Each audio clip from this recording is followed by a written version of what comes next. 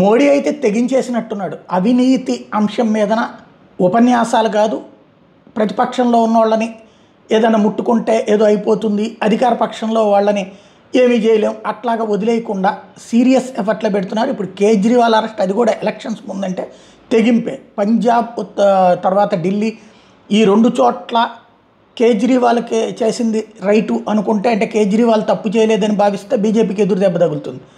అది తెలిసి కూడా అక్కడ అరెస్ట్ చేయించడం అన్నటువంటిది కీలక పరిణామం. అది ఈడీ అరెస్ట్ చేసిన మోడీ చేయించాడనే వస్తుంది. ఇప్పుడు మరొకటి వచ్చేటప్పటికి కేరళ సీఎం పినరయి విజయన్ కూతురు వీణా మీద ఈడీ మనీ లాండరింగ్ కేసు నమోదు చేసింది.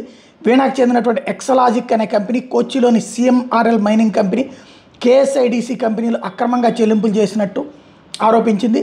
దీని మీద ఆదాయ పన్ను శాఖ ఇచ్చినటువంటి రిపోర్ట్ల ఆధారంగా ఈడీ చర్యలు తీసుకున్నట్టు ప్రకటించింది. దీంతో ఏ సవాల్కైనా సిద్ధం. ఇటు ప్రతిపక్షాలను వేధింపులు అని కాంగ్రెస్ పార్టీ, కమ్యూనిస్టులు, ఆమ్ ఆద్మీ పార్టీ, తృణమూల్ కాంగ్రెస్ వీళ్ళందరూ అంటారు. అదే సందర్భంలో అవినీతి పరులు కాబట్టి యాక్షన్ తీసుకుంటున్నామని మోడీ అంటారు.